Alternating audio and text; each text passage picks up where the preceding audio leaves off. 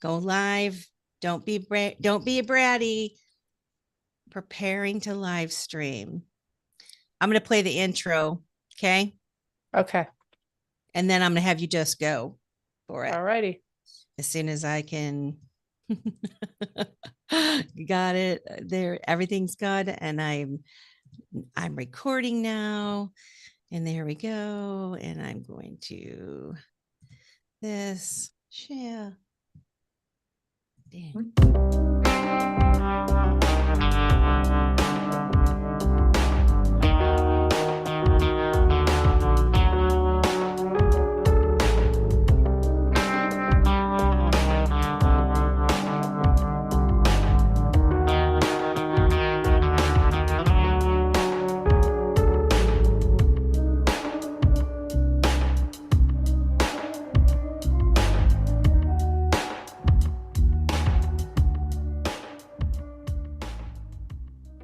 Welcome to Beyond the Brink. This is the show that explores global events that are pushing people to their limits and driving them to the brink of change. My name is Christy, and I'm here with my amazing co-host, Melissa. Hi there. Hey. And if you're tuning in on YouTube or Rumble, show us some love by subscribing on our channel and hitting that like button, or just give us a thumbs up, a Rumble, you name it, wherever you're at.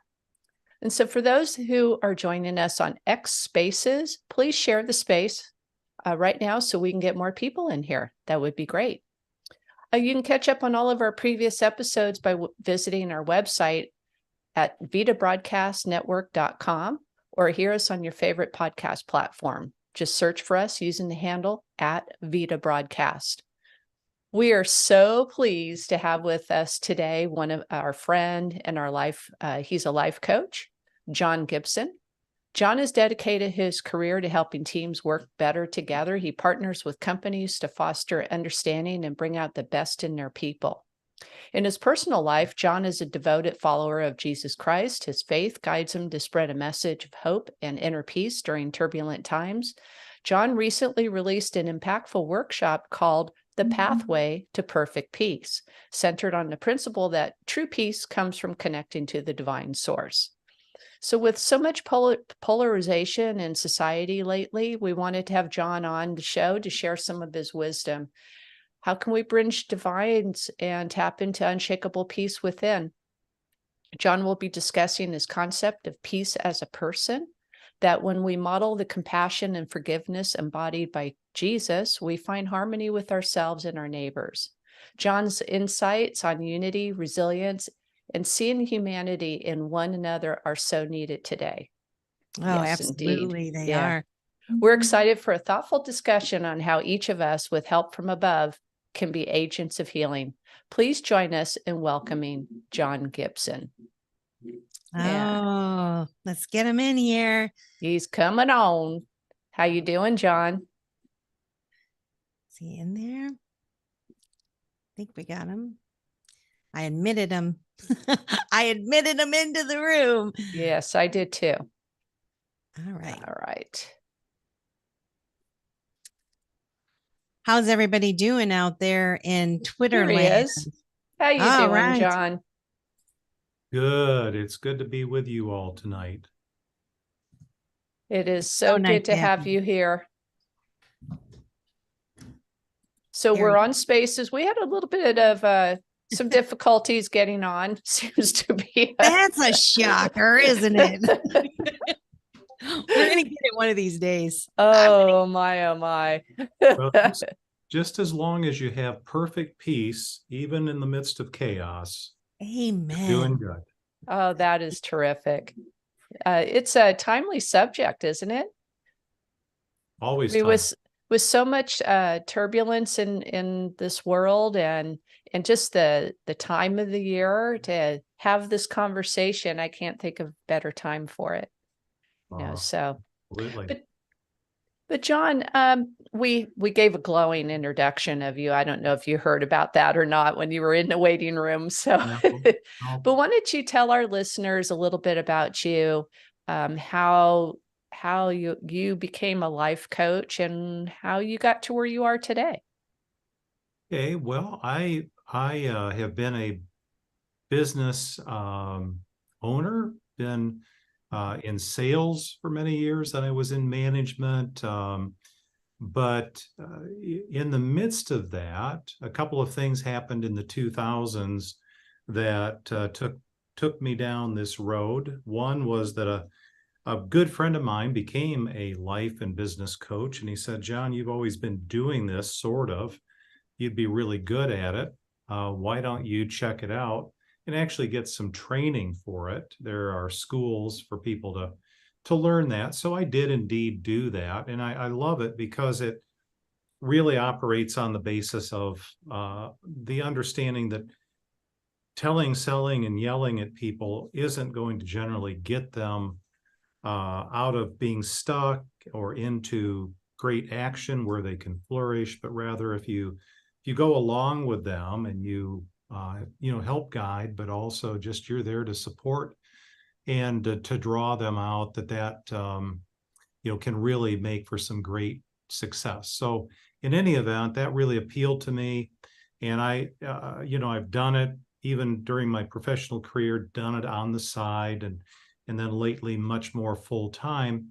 But also something that happened in the 2000s is that at the time I was running my sales business, and a lot of really, really difficult things happened all at once. And I'm normally the kind of guy, you can probably tell by my tone of voice, that I'm fairly level-headed and level emotionally. But this particular thing and set of things that happened really threw me for a loop. I mean, to the point where a guy who can normally fall asleep anywhere at any time wasn't sleeping at night. And but I had an encounter one night that really changed everything. It really set me on the course of this whole idea of speaking about helping people with having perfect peace, as I call it.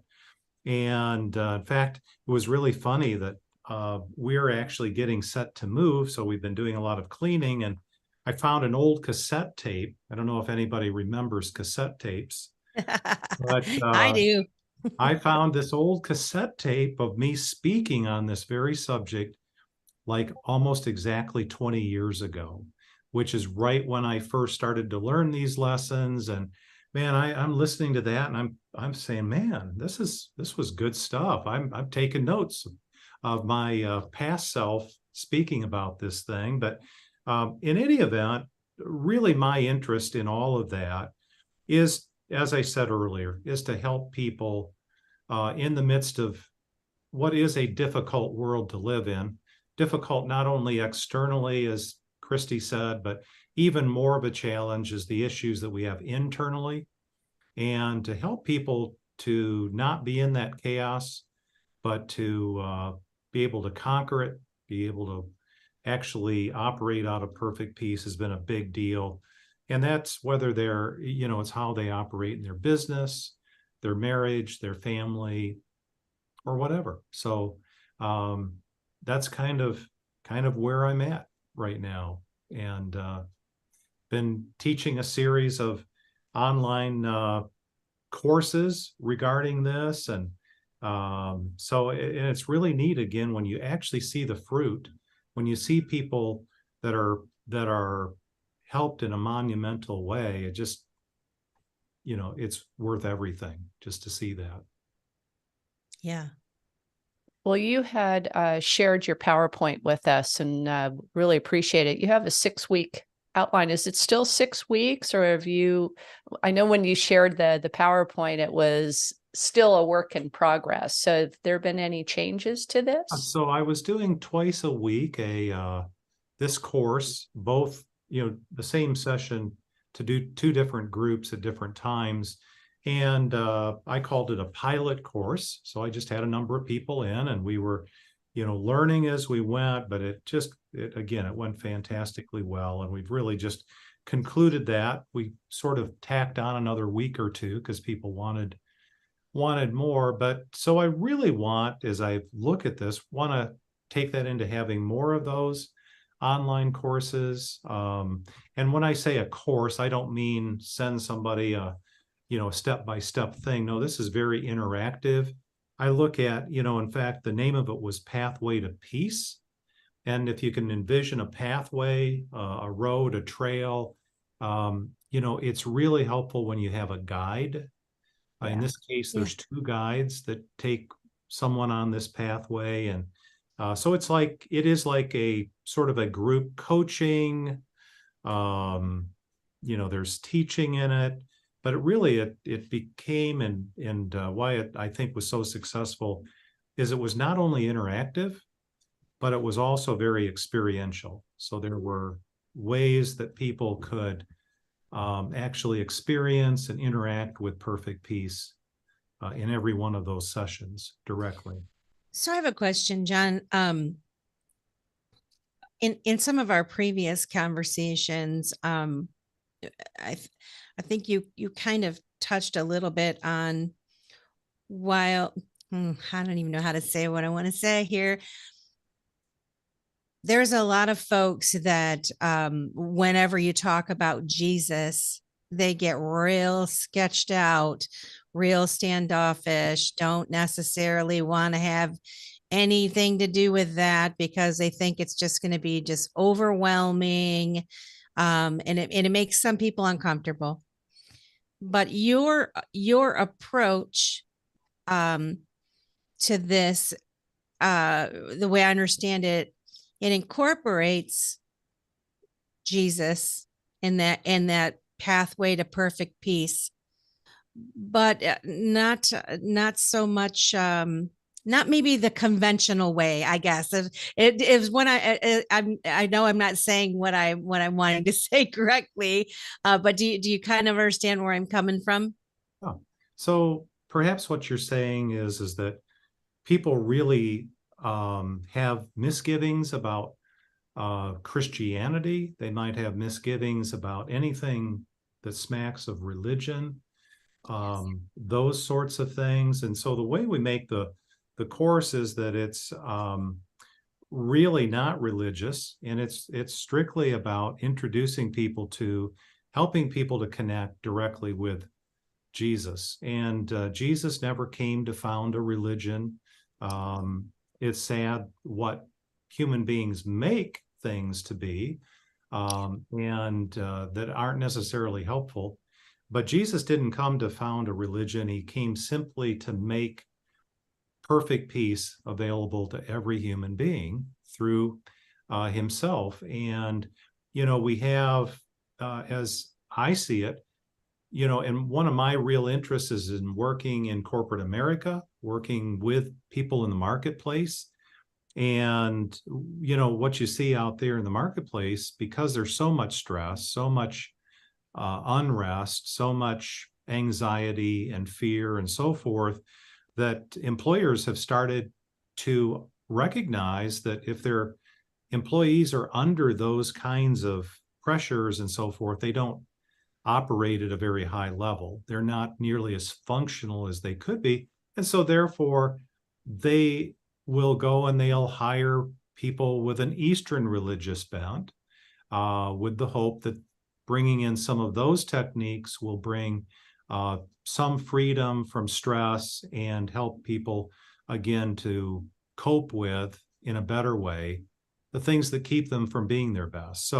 So anywhere you turn, you've got people trying things that are religious. But again, what I'm really underscoring is this isn't religious at all. This is actually a person. And the way I like to phrase it is there's an interesting little thing written by one of the psalmists that says, "Taste and see that the Lord is good."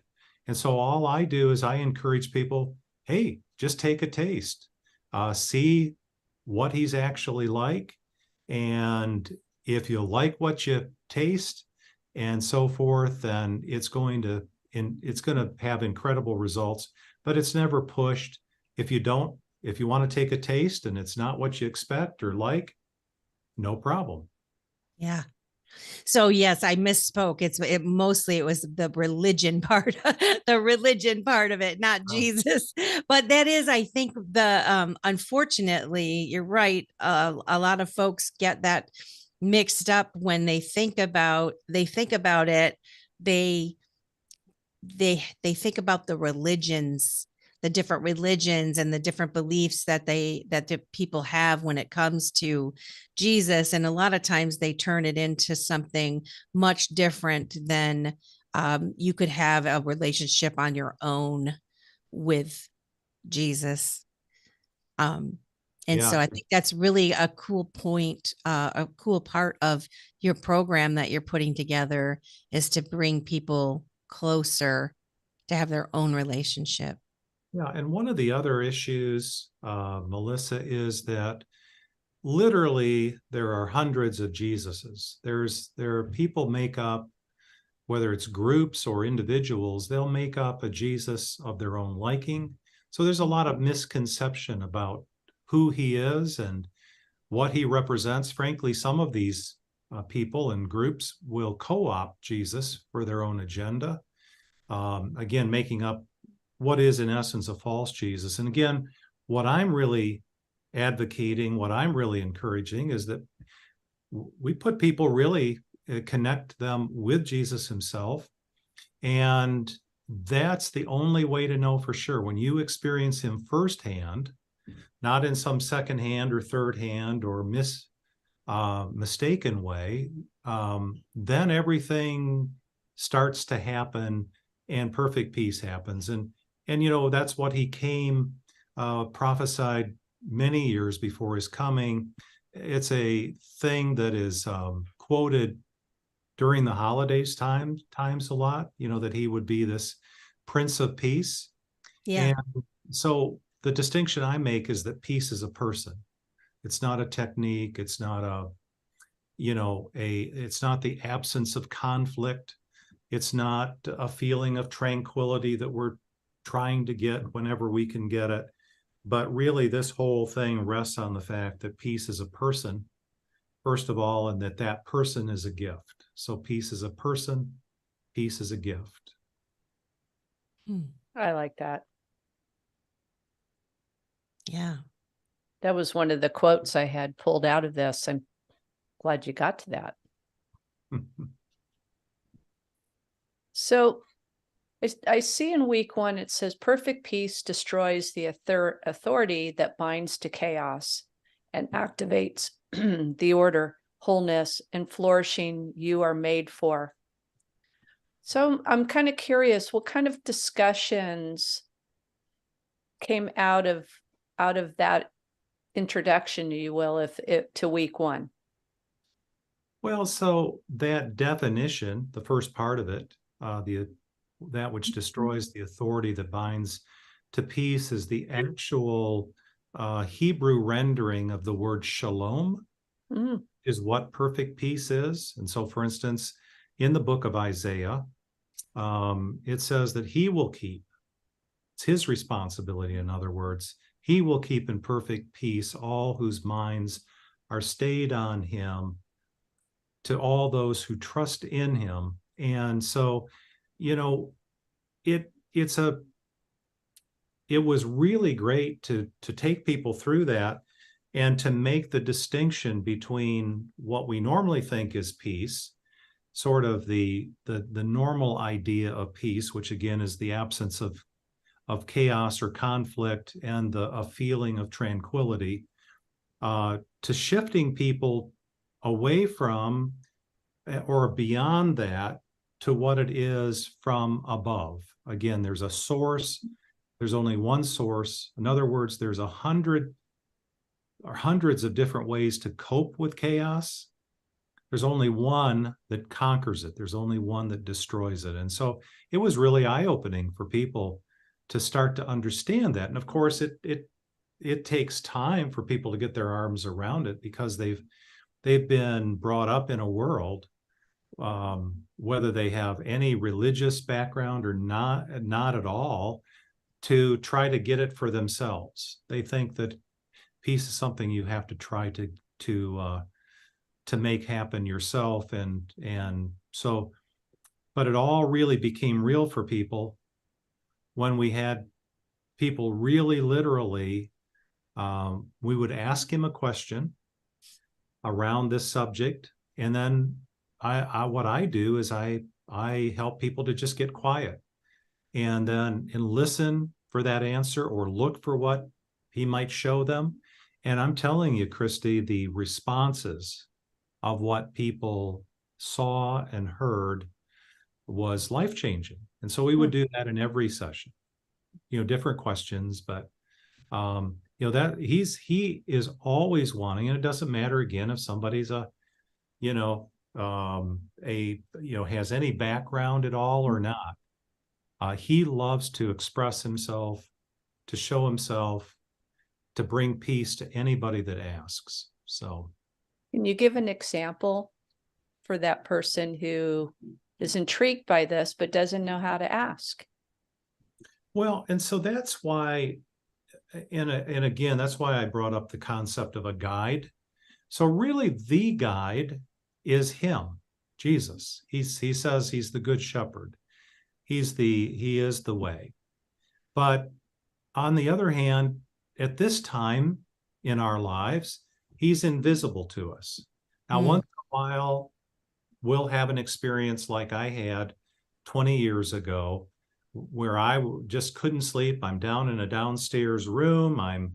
And all of a sudden that presence came in. I didn't see him physically, but I heard him in my spirit in a way that literally took, again, the worst kind of anxiety and fear I'd ever had.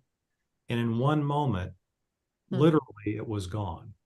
And then of course, you grow in it from there, but that's the kind of thing that you experience when you experience him firsthand.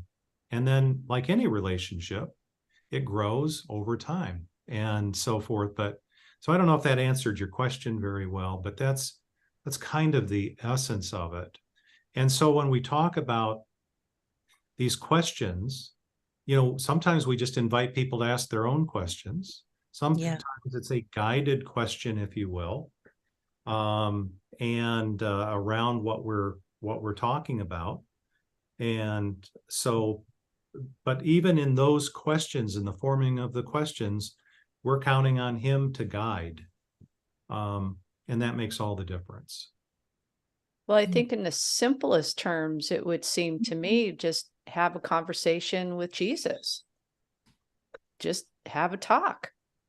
Well, just like we're having a conversation. Like talking to your best friend, talking and be silent and listen for the answer.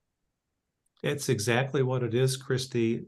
But yet the sad thing is that most people don't even know that's possible. And No. Again, well, how do you get to those folks? And because I understand what, just talk to Jesus, right?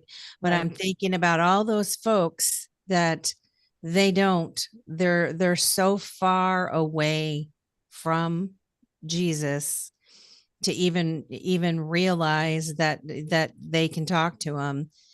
What are ways, that we can inspire folks to do that? I mean, that's why programs like yours that you're putting together, I think, are so important, because it gives people the opportunity to learn how to become closer, and in a non I don't know, judgmental or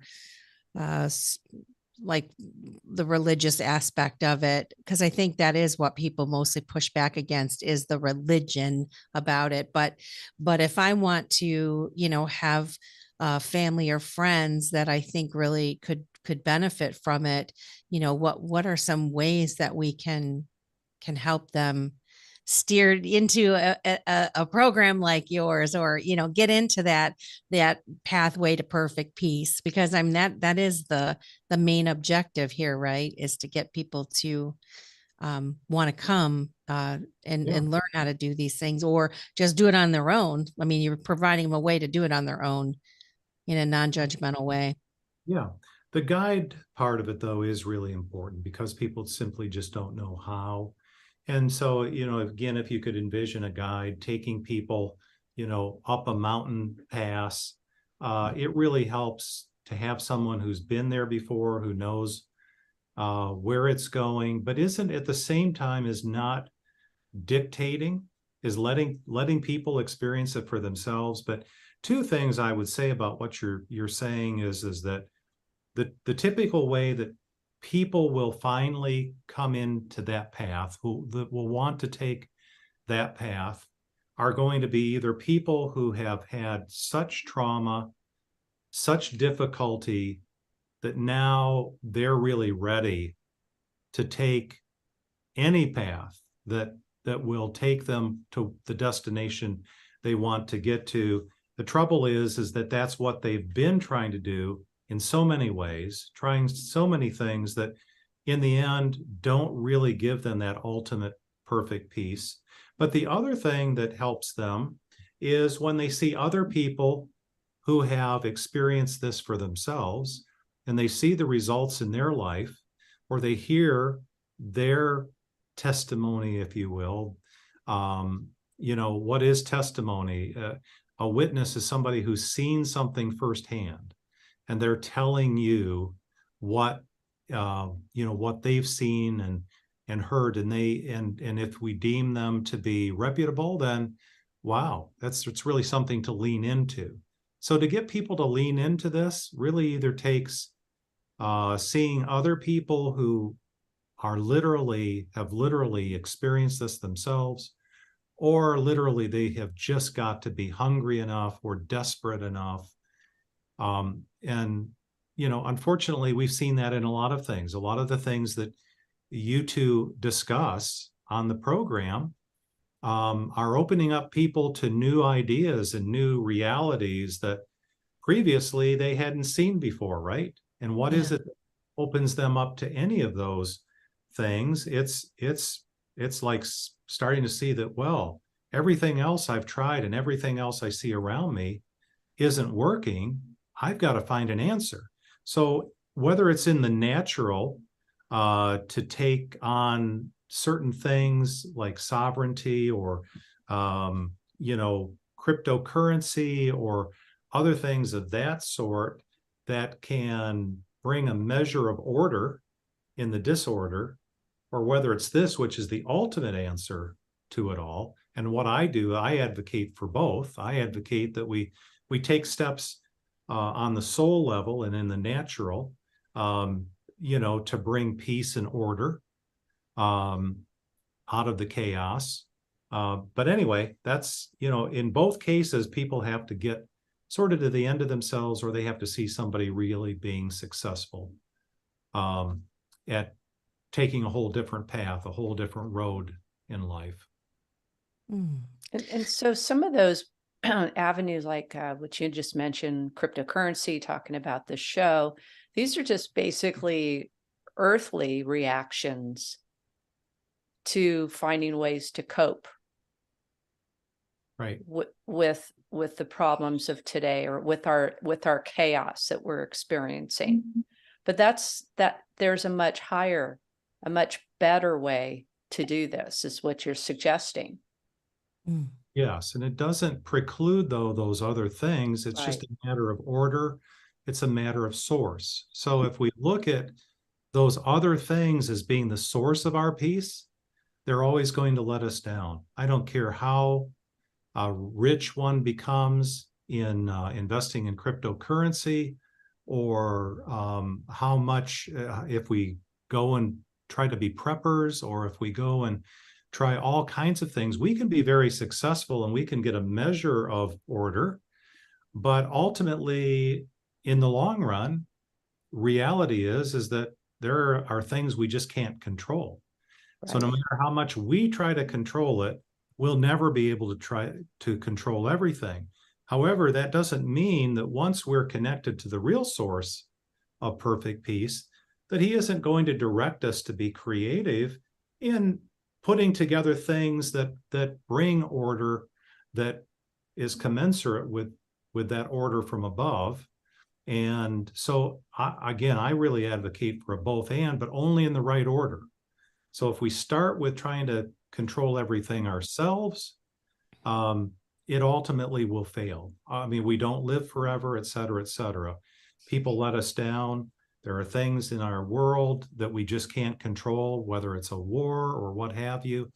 But one thing is for sure, if first and foremost, we have the other part right, we know who our source is for perfect peace, and we're living in that, and we're counting on him to give us direction in an ongoing way, then we never have to worry about anything ever again, no matter what happens. I want to welcome, that's very powerful, John.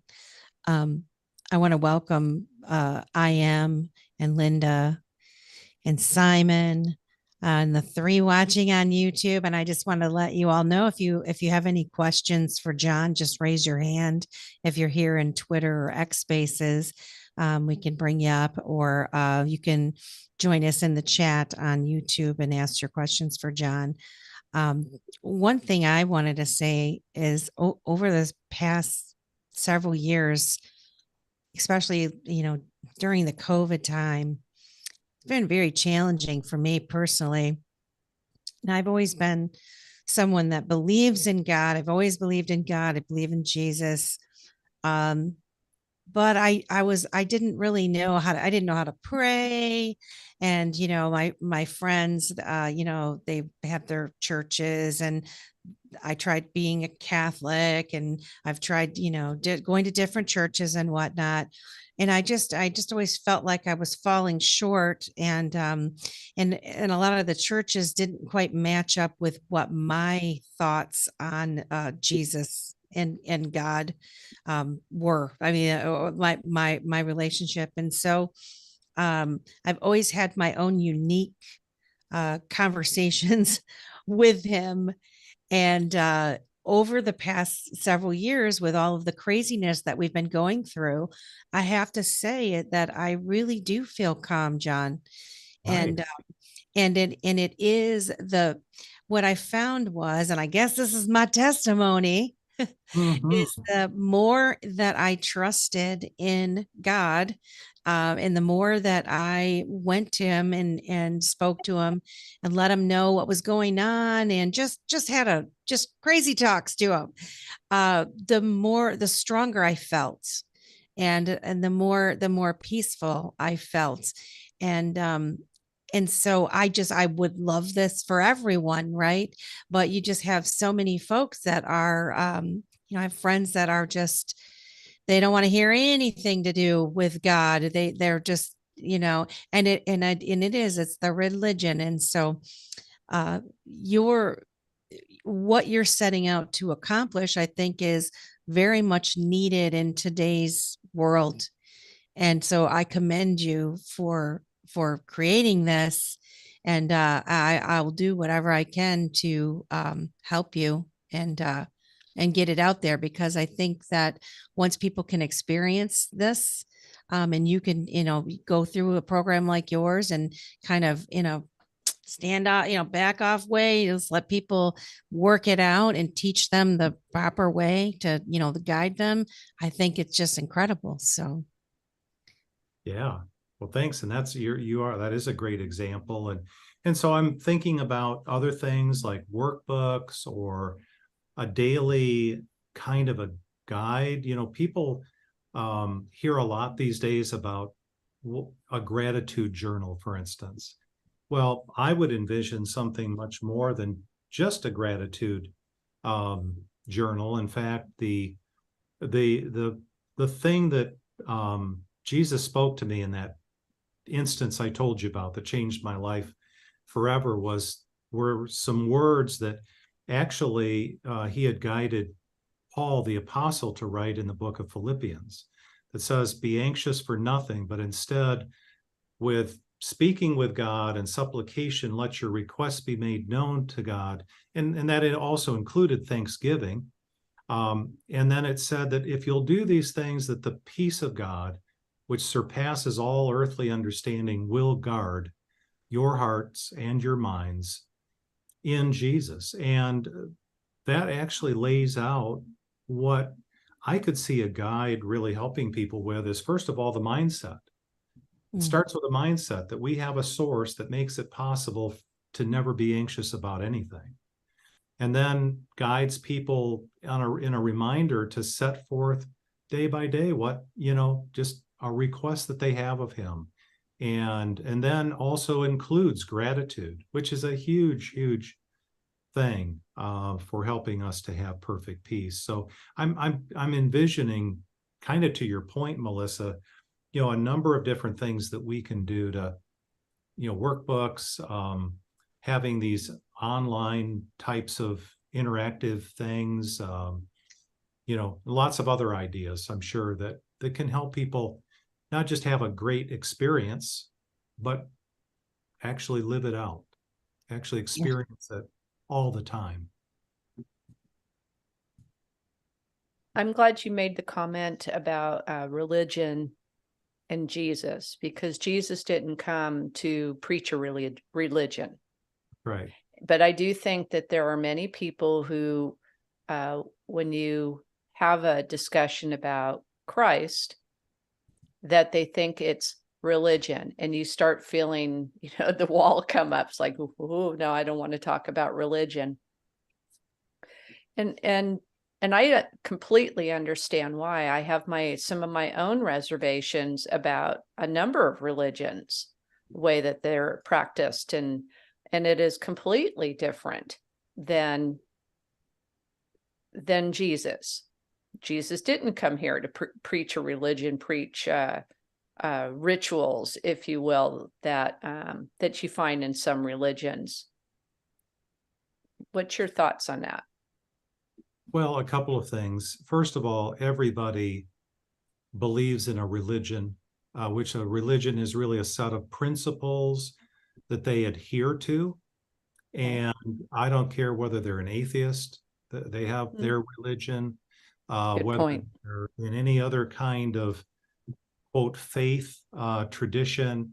It's really a set of principles or beliefs, or even, conditioned thoughts that they are really ensconced into and that they then live out of. The difference between what I'm talking about and all of that is the fact that in this particular case, it's not a set of beliefs that one adheres to, it's a person that one walks with and talks with.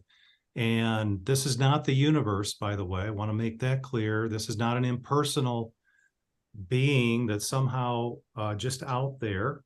That's no disrespect to anybody that believes that.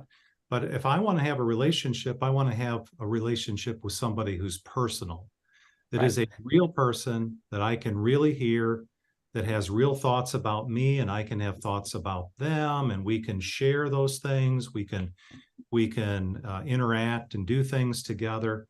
And that's really the whole difference. Eastern religions, for instance, they're really trying to help people to empty themselves and to try to zone in and zero in on something. Well, in this particular case, he's not asking us to empty ourselves. He's wanting to fill us.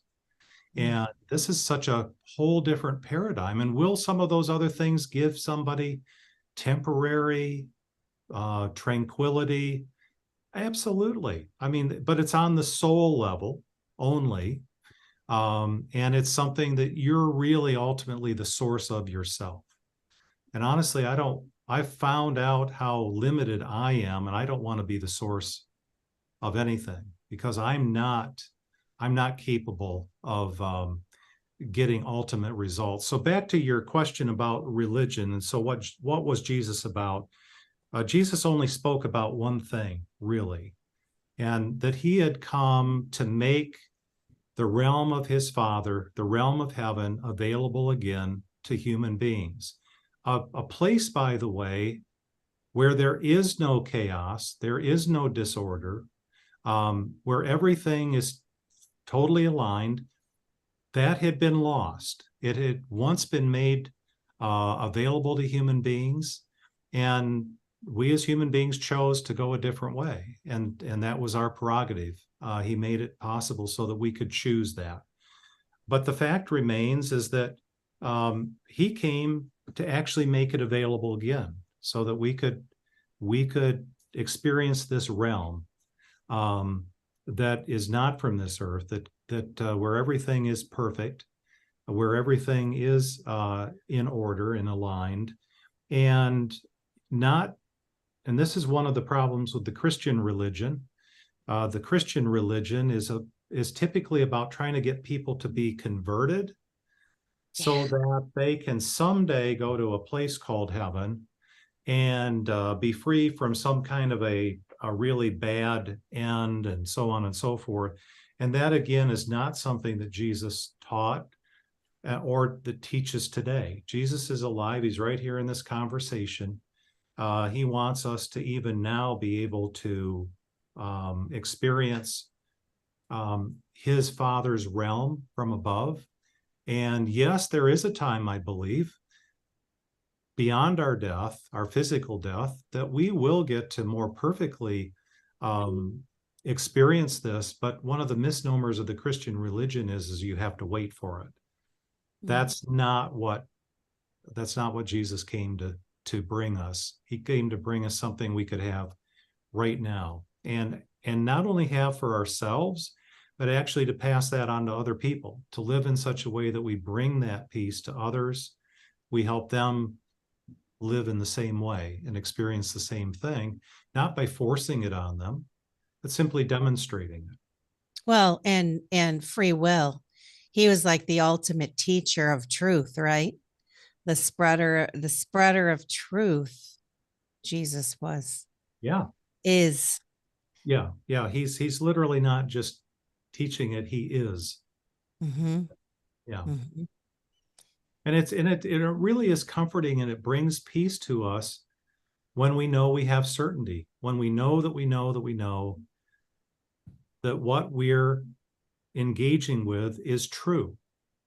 And what we see in the world today is we have lots and lots of people trying to make claims about what's true. They have their own truth. And of course, they don't want to be ever, be questioned on it. But the sad reality is that there is something called reality.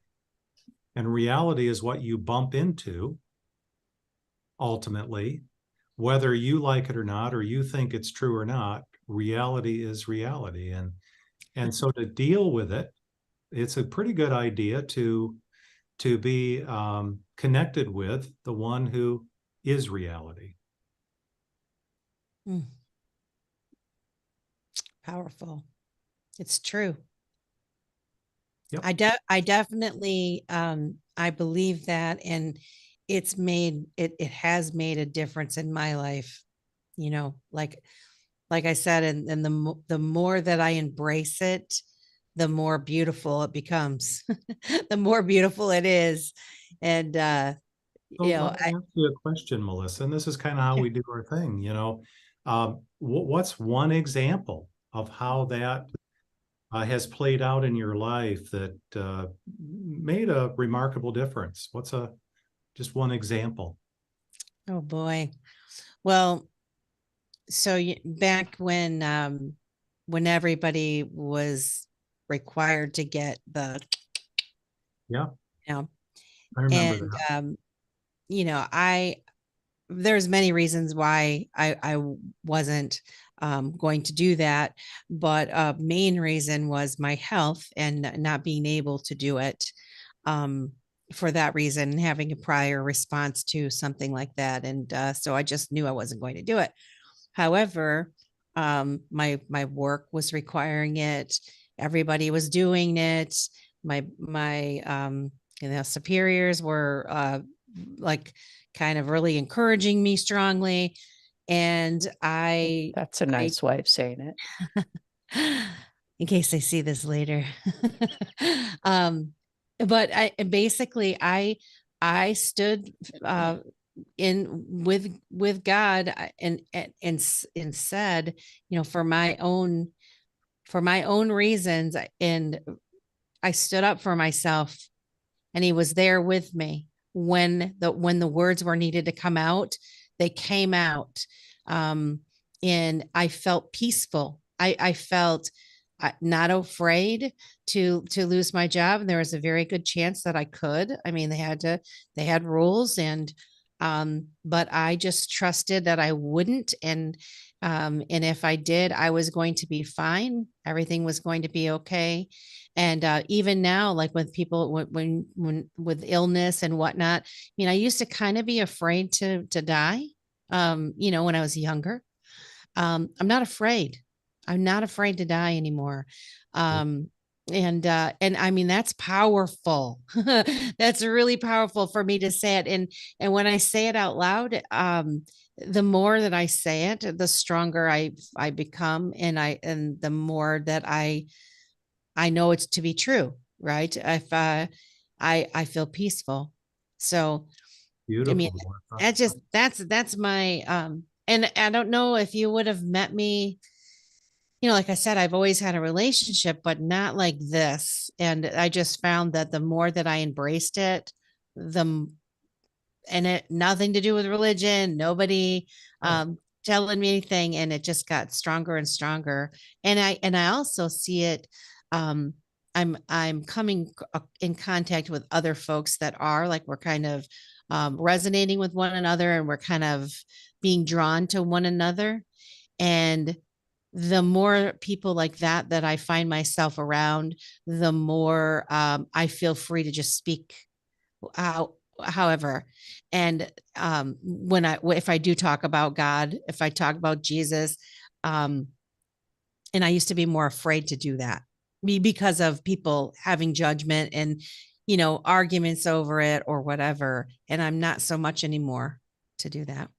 Beautiful. And that what you're really describing is how you've grown to trust this person named Jesus. And he's not ever impatient with people and forcing people to trust him.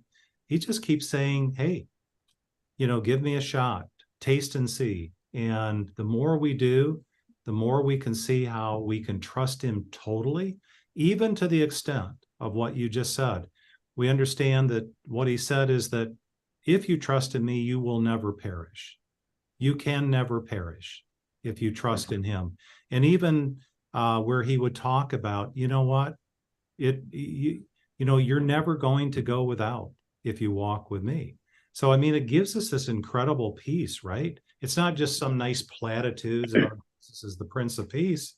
No, he comes where the rubber meets the road and invites us to actually get into this cooperative relationship with him and just see that he will meet all of your needs. Now, that doesn't mean there won't still be chaos and there won't be challenges and so forth. In fact, he once said, when he was facing the greatest trial of his life as a human being, right before being hauled off and then being treated in horrible ways and crucified, he said, in this world, you will have tribulation, but be of good cheer because I have overcome the world. So, and right before that, he said that he would leave his very own peace. And then right before that, he actually spoke to those men that were following him. And he said, every one of you are going to run off and leave me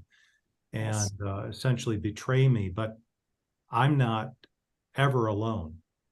He himself actually exhibited and demonstrated what he asked us to do in the way that he trusted his Father. So in any event, that it's a beautiful thing, isn't it? And what a great testimony, if you will, or example, or whatever that you just spoke about, how you've grown to trust him. You've learned now that you can trust him even when your job is threatened, your life is threatened, and so forth. Hey, Simon, there you go. I thought I heard you buzzing in there. Oh, yeah. I was trying to be nice or polite. John, it sounds like that we have a digital asset that is very, very close to Jesus. And I'm just going to say it. It sounds like it's Bitcoin. That's it. Well, there are, and I've given a lot of thought to that. There are some amazing parallels. One, as Christy said, is in the natural. So Bitcoin is not something that will be needed in the life to come, but it nonetheless is something that in this life is something that has a lot of the qualities exactly that we're talking about, and I think is again, a prudent thing to align with. Now, can someone have perfect peace that never ever heard about Bitcoin? Well, sure they can, but I would recommend to every human being that first of all they have, they connect with Jesus as the source, and then they, actually have him direct them with regard to this pristine asset that you're talking about. Thank you. Kind of ironic as to why there are certain governments that want to control it. They're afraid of it. Well, the big word you just used is control. Yes. So all human beings are always trying to control. We even try to control. And the beauty of Bitcoin is that it can't be controlled. And neither can Jesus. And Bitcoin does not try to control anyone or anything, and neither does Jesus. So it really is, that, and we talk about, things being decentralized. Yes, Jesus is the potentate of the universe. He made it, but he never, ever manipulates people.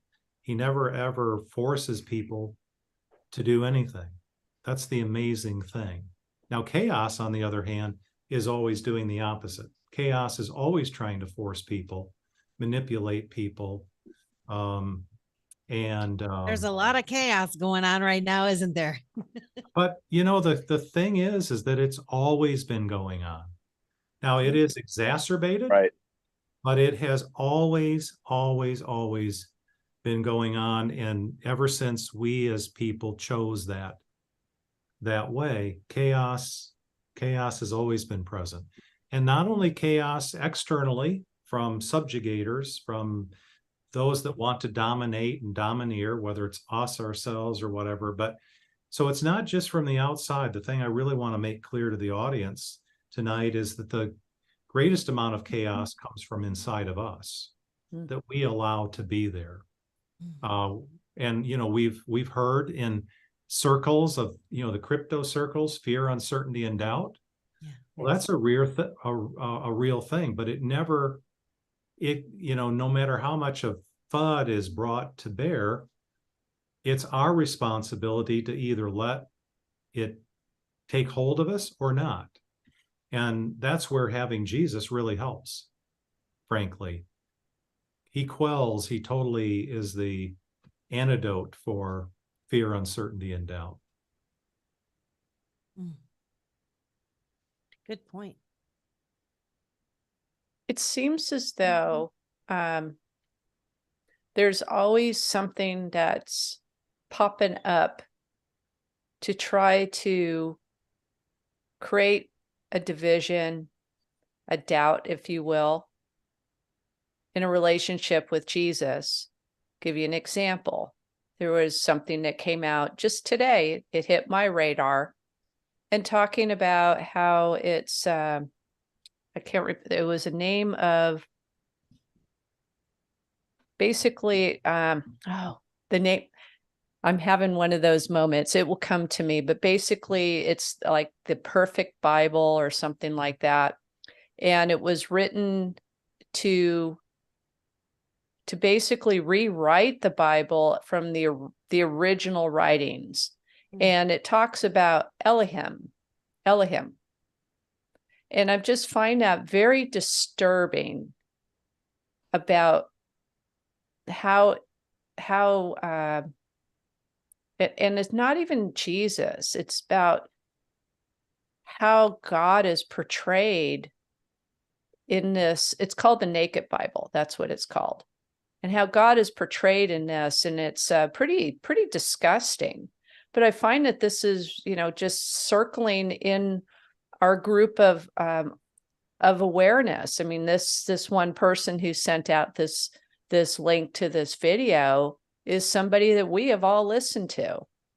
And I'm going, wow, that just kind of blows my mind. And I think that these are chaotic maneuvers, if you will, to just create more divide, more division, more doubt. I'm trying to be sensitive about what I'm saying because this person may be listening to this at some point in time, but it just, I don't know. I just find that very disturbing because I just think it just tries to shatter, if you will, if your belief can be shattered from moving away from Christ. Well, it could be if it was somebody. I'm not exactly familiar with what you're referring to, but there are definitely folks out there that drive the ship one way and get everybody all aboard, and then they start turning the ship going in a different direction, which is why, in my opinion, it's very important to have your own relationship with God, because you can't be bamboozled then by folks like that. I mean, clearly you're getting a red flag. This is somebody, whoever it is, that maybe you respected once, or you've given them a little bit of salt, a little bit of your time, and you see this happening and you're like, wait a second here. Mm-hmm. And so I think that's even more important as to why you need to have your own relationship. Oh, definitely. Yeah. I worry about those who are just, developing a relationship and then maybe not as versed in the books of the Bible. They're learning about it. And I do know that there are many iterations of the Bible, many translations, but this one in particular, and just some of the descriptions of its writings is, it can shatter somebody from even proceeding on with developing a relationship with Christ. So you want some perspective on that? Yeah, I think I'm just trying to formulate. I'm kind of speaking out loud and trying to listen to what I'm saying, because I know what I'm feeling inside, but I just don't want to come out with that. I probably wouldn't be very appropriate to do that, but I was trying to be delicate about it. And also, as I said, I believe that person that put this out there may at one point be listening. So, well, once again, this is nothing new.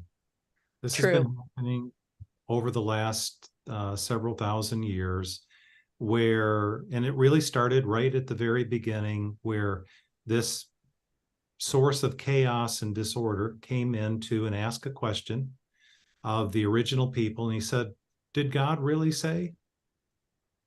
Creating this doubt in their minds. God had spoken clearly, but it's interesting how, these things can be distorted and obscured. And the fact is that the scriptures and so forth and the real truth has tried to be obscured many, many times. There have been many times where people have attempted to rewrite. And the fact of the matter is that they never succeed, because in the long run, you're not going to beat God.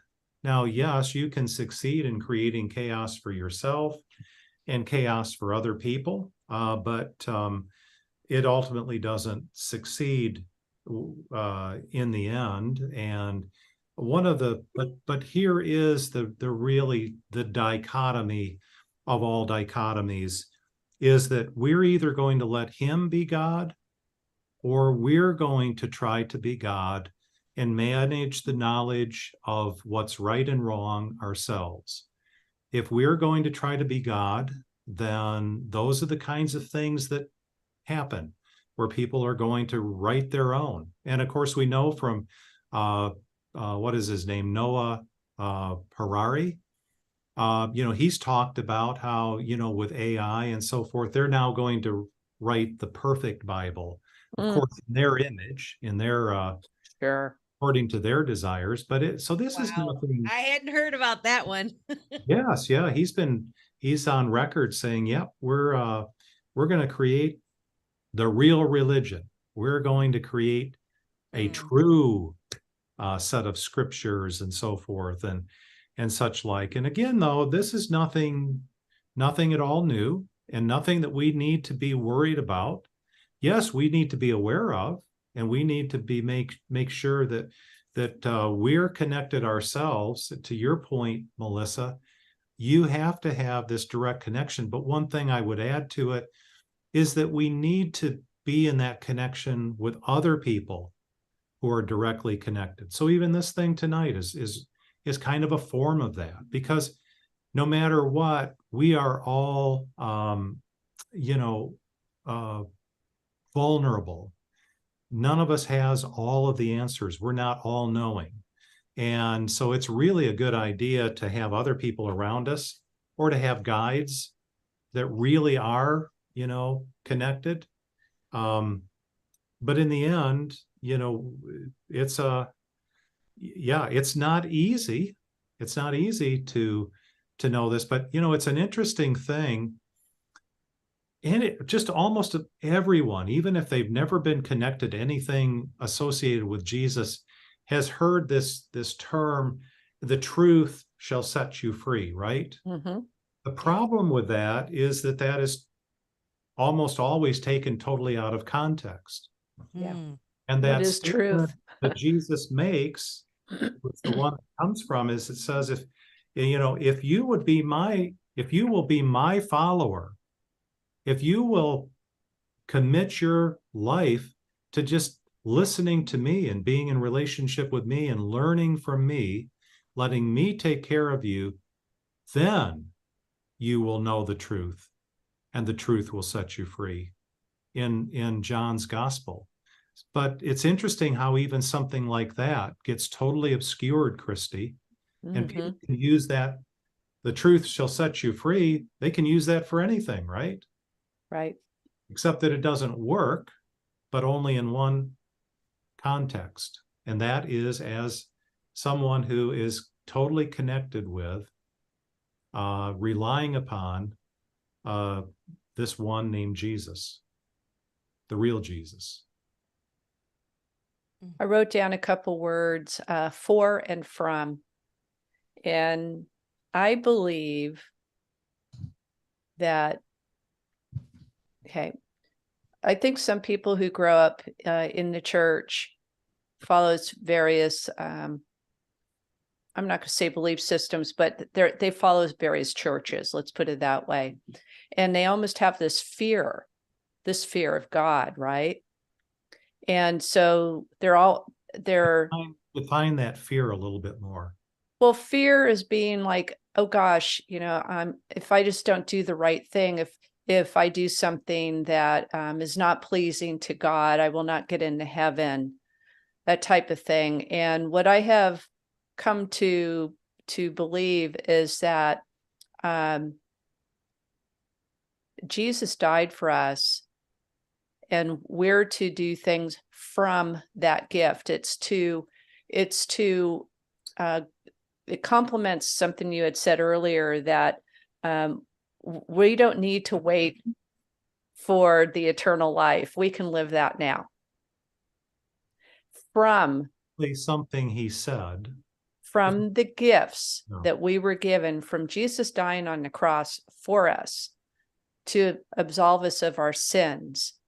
And that is the reason for living, basically, is that we live from that, we do from that experience, but also to see if I can articulate this in a way makes sense, but to make it, where we must trust him and talk with Jesus and have him guide us. But it's not that he's going to sit there and judge each and every little thing, like, well, you didn't do this for me. so therefore you're not going to go to heaven. I mean, it's almost like when I got to this understanding, it's like, it's such a relief, that because we're not perfect, we're earthly beings, and I definitely are going to make mistakes, maybe allow some of that free will to get into the way of not hearing the voice, to hear the conversation that we're having. And I think some people can just based on what is being what's being discussed in their churches and so forth, is that this everything that you do must be for God. And it's a fine line that yes, but then yet no, you're doing it from a place of this gift that was given to us. Hopefully that makes sense. Yeah, no, there's a lot of stuff there that really makes sense. It's unfortunate that most people are operating out of what I would call superstition, whether it's organized groups like churches or whether it's individuals, with this idea that, well, I better do this or I better say that, Right. just in case, right? So that I'll be fine. Well, that's not a relationship. That's a transactional kind of a. And Yeah, John, it's kind of like when you're at work and you got an audit coming in, you've got all these standards that you're supposed to meet. And so before the auditors get there, you kind of pretend like you're doing everything to check the boxes off, right? A lot of people run their relationship with God and Jesus the same way, where they're just like, well, it's checking this box off, it's checking that box off. And that's not the way to go, I don't think. no, well, that won't bring us into this eternal type of living, which Jesus, before he even went to the cross and then was raised again for our benefit, he said, just before that, he said that, and this is eternal life, that they'll know me and my Father who sent me. That is eternal life. And what sin is, Christy, is, we think of sin as the actions that come from what really sin is. So we think that, if we tell a lie or we go out and do any number of things, that is what sin is. Well, really, sin is anything that separates us Right. from him, where we want to separate and take matters into our own hands. That's really Beautiful. Yeah.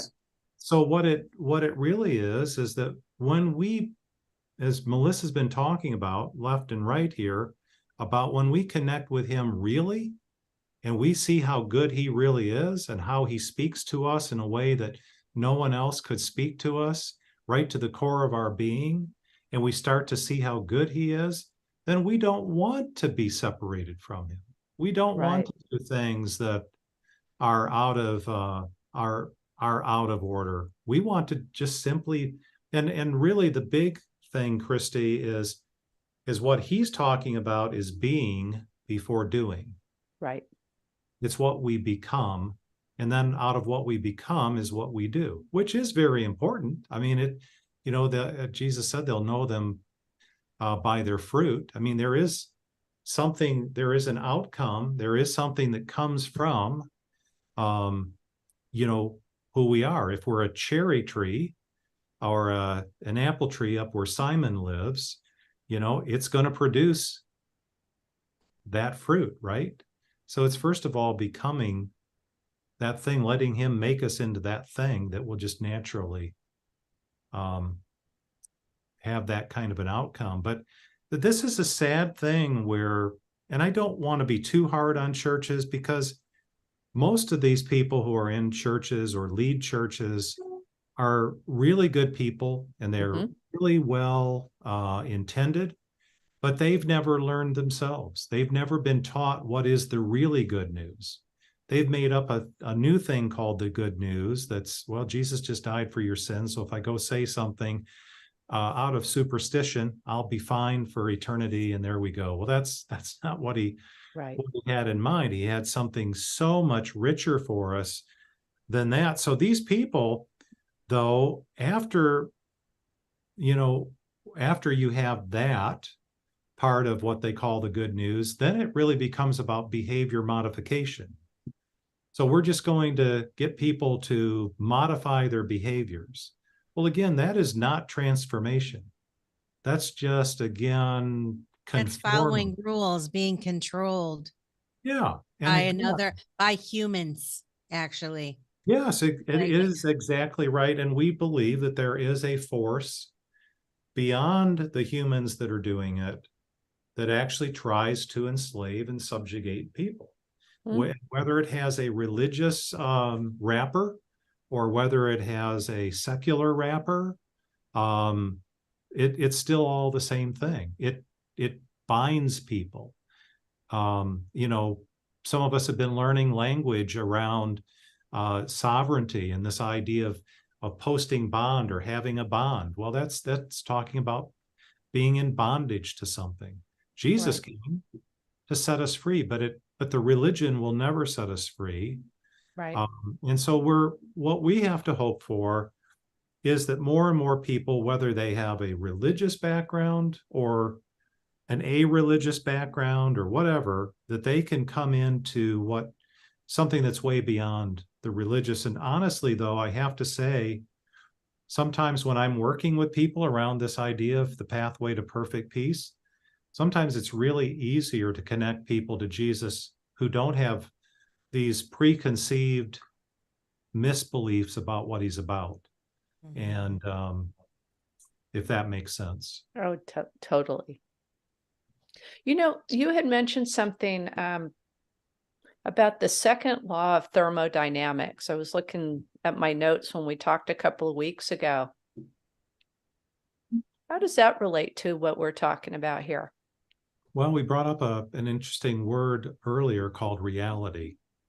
And reality is what it is, and we can't get away from it. And so the second law of thermodynamics is just simply describing something that is true, that is real. And, the second law of thermodynamics, without getting technical, is really about how everything in this world, in this universe, runs further and further into disorder or disarray, into chaos, unless there is an energy exerted, something that is applied from without that actually reverses that, or actually in some way stops it. And a good example, just a very simple example that most of us can relate with, is a garden. So, if we're thinking of some ground in back of our houses that's currently in a certain state, if we decide to plant a garden there, we're taking and exerting an energy or a force from without to create this thing. We till up the ground, we plant seeds or plantings and so on and so forth. And if we continue to exert a certain force, a certain attention or energy to it, then it will start to bear fruit. There will be things. But what happens if we don't continue to apply that kind of intention, that kind of energy? Let's say we've plowed it up, we've planted it all, and then we never come back to it. What will happen to the garden? You might have a little bit of shriveled up nothing. Everything kind of dies. Some stuff might fight and live, but weeds might grow, some other things that you don't necessarily want. Yeah, there's other things that'll come in, right? Pests and disease and so on and so forth. And if you let that go, what will that look like next year? It won't look very, very good. It'll look chaotic. It will revert. It'll look overwhelming. Like our backyard, when I first moved in here, there was a garden that was untended. And I looked at it And I said, man, that is going to take months to clean up. It's such a mess. There's so many weeds. There's so many, you don't even know what's what. You don't even know what's there. And, but I did a little bit at a time, a little bit at a time. But, and I think you can do a little bit at a time with what you're talking about. And You really so, and so we have two realities with regard, so entropy is a real thing. It does cause everything to actually devolve into disorder. And yes, there are two kinds of energies that we can apply to it. This problem of things devolving, whether it's our own emotions and who we are inside or circumstances on the outside, we can apply our own energy to it. And can we get some degree of order by applying our own energy to the matter, or going and listening to self-help gurus, or reading some books, or just using common sense in some cases? Well, absolutely. I mean, it will make a better situation out of disorder, but it will just be a higher form of disorder. It will not be perfect peace. That is only attained by connecting with an energy from outside of the system that is not part of this system, that is totally benevolent and wants our best. And so we can either apply our attention to him and letting him come into this thing, this disorder called our lives, or we can try on our own. So there's two choices. Does that make sense, Christy? Oh, it sure does. Absolutely. You had mentioned something about Jesus's picture of the two sources. What is that? Well, he uses many pictures to actually represent this. One of them is, and he is the person who gave us what we call the Word of God, which is much more than words printed on paper. I mean, but in Isaiah 2, he talks about how a people, an ancient people called the Israelites, had chosen poorly. So he had made himself available to them as their source. But time and time again, they would do what you just described about people writing something called, what was it called, a naked Bible? Yes. So they would continually go off and try to be God themselves and create their own thing, their own source of life and religion. They wanted gods like other people had, which were no gods at all. But anyway, so he says in a very stark way in the second chapter of Isaiah, I think it's the second chapter, he says, you have forsaken me, the fountain of living water, and instead you have hewn for yourselves a cistern that's broken. In other words, if you look at the picture, one is man-made, it has cracks in it, it's trying to rely on collecting rainwater that's not living water. Instead of this, if you can imagine this flowing, ever-flowing source of life, and life is, it's represented by water, the vibrancy, the vitality of water. But this is not just natural water. He's saying that he is the living water.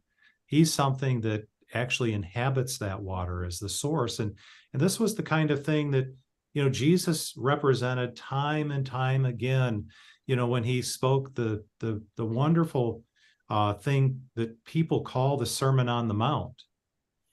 He came to them and he said, Moses said this, but I say to you, which was blasphemous to them. Moses was their source.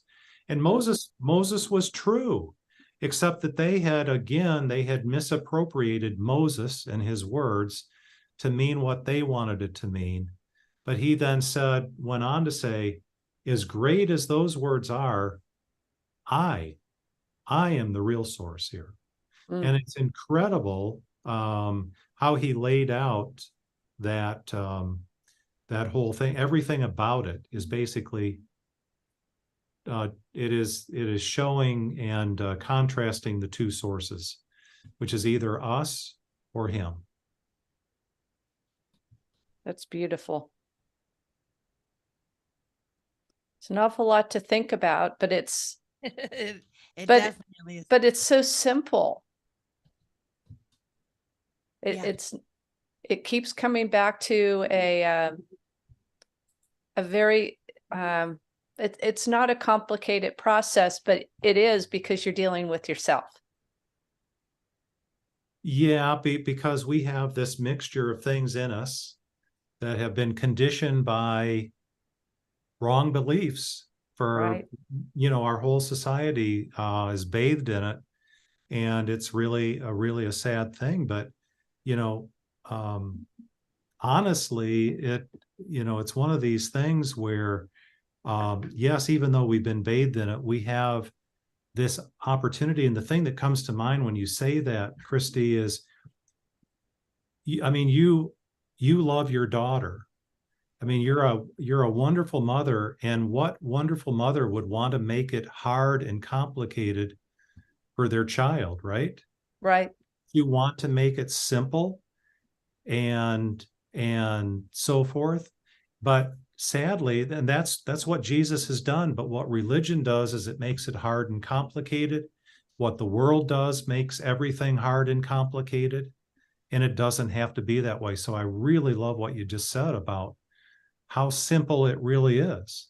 It Right. really is. But we want to say, no, it can't be that easy. It can't be that simple. And then we want to, make it something else.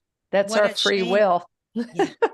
Well, and what a shame that there have been, and there are so many out there that do want to continue the manipulation because it gives them power. It's actually quite sickening to me how grossly they've manipulated and they lie to people also. And like you said earlier, these are good people that think they're following along with something, but if they don't seek out their own relationship, there's always going to be that barrier there between the information that they're fed, between that and what is truly the pathway to perfect peace, which is your own relationship with Jesus, with the Lord, and being able to talk directly and just have that intimate relationship basically between you and God, and not fall victim, or I don't even know if that's the right word. Anytime they're trying to push people into fear, that's not godly to me. Well, You're just making me think of mass formation psychosis. yeah, in a that's very- more, yeah, I mean, that's a more advanced way that it's done. But Mhm. at the base of it all is the concept of a lie. That's Right. just, it's just extended and so forth. But one of the things I really want us to be careful with is not just to talk about they, because every one of us has lied to ourselves and lied to others.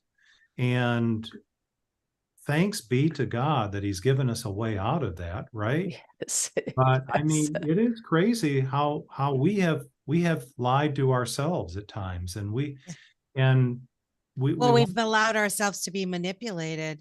We've right. eaten the lies willingly.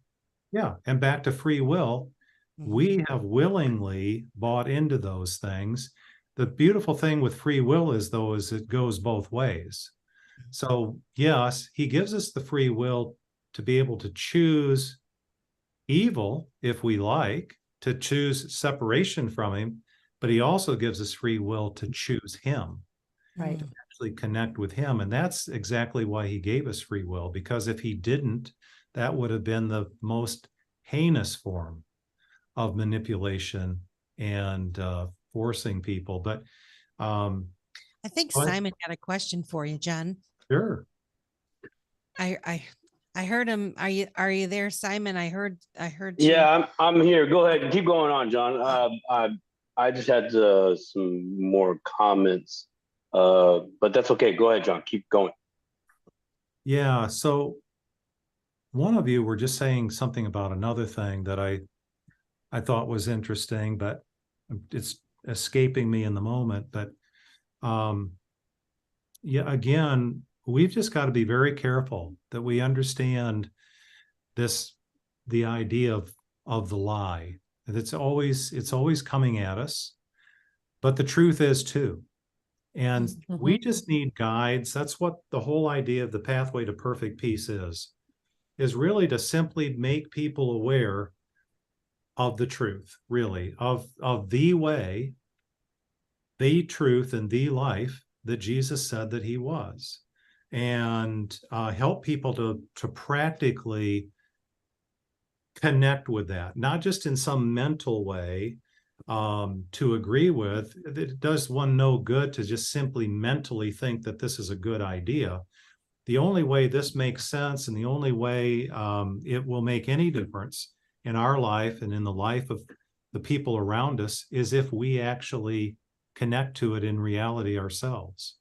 And this is again one of the really sad things that happened to the church as time went on, as it became very Greek oriented, very left brain, very rationale oriented. Are you referring to the Catholic Church? Well, what the Catholic Church came out of that, starting with Constantine, but the seeds for what that started happening far before that. Again, where human beings want to control the narrative, they want to control the understanding of things, and get people to simply agree with or be adherents of a set of principles. And that never ever works. Yes, it will work in terms of keeping people in line to a certain degree, but it will not bring them the kind of eternal type of living that Christy was talking about earlier. You know what's interesting, John, is that I've seen as over these many years, and there's been a lot of people that are starting to quote unquote wake up and realize that we've been lied to about a variety of different things. You have your MSM liars, and the people that feed us that information. You got it from all over the place. And what I noticed is the human nature side of it, where you get these folks that are coming on, say now social media, it's easy for us to communicate with one another and spread our messages and whatnot. And we're researching and we're learning and whatnot. And some of these folks, they've decided now that they want to be the keeper of information. They're the spreaders of the quote unquote truth information. And it's for whatever reason, what you said earlier, it's a parallel to me. And because I think it is human nature. And so as we continue to have our relationship and learn more about who Jesus was and what his message was and what he wants for us and wanted to show us, we have to fight back against kind of the people that are saying all the other stuff that kind of takes us away, like writing a new Bible or whatever. Okay. I mean, it's just so interesting to me. But one other thing I wanted to say is there are good churches. I don't mean to imply that there were bad churches, like all churches are bad or anything like that. There's a lot of wonderful places that you can go and share your love for Jesus, and it you'll know when you're there, you get the vibe, you get the feeling, right? And you're spreading that love, you're spreading that awareness. And so I just think that, something like what you're building could be so beneficial to help people get to that place where they actually have their own relationship, and you can kind of help them get to that point. Melissa, can I make one distinction? Sure. So we've been using the word relationship a Mm-hmm. lot, which, again, words are an interesting thing, and we're trying to convey something, but I just want to bring a little bit more clarity to the word relationship, because I have a relationship with both of you, but that particular relationship is a really good one, but I don't, I'm not with you all of the time and so Right. forth. And I only know you to a certain level, and so forth. Even my own spouse, I'm not with that person all of the time, and I still am finding out and learning new things about my spouse. The thing that we want to make a distinction of, the kind of thing that Jesus actually is inviting us into, is a relationship, because we think of relationship on one level, but is into something that's so much more than what we normally think is a relationship. We're talking about something that is a all the time kind of opportunity to actually walk with and have communication with and have access to at all times, at all moments, the one who created the universe. We would think, wow, if I don't know who we admire, every person has a human being that maybe they admire above all other human beings. And we would think, what an honor if we could get to spend an hour with that person, whoever that is. But this is a person, Jesus, who goes way beyond any human being could ever be. And he gives us access to him all of the time, who knows us completely in and out. In fact, he says that, he knew us from before this world was ever created. So we have this incredible opportunity, and that is really the essence of the pathway to perfect peace. So kind of tying it all together, the essence of the pathway of perfect peace to perfect peace is it's about having this opportunity, this presence, which is peace, with us all of the time. And so it's Are you suggesting there'd be a different word to use than relationship?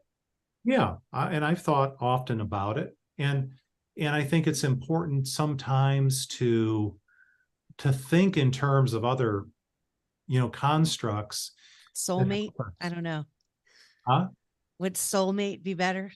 No, because I don't know. I don't know any other word to use other than relationship. Yeah. Connection. Connection. Well, Connection.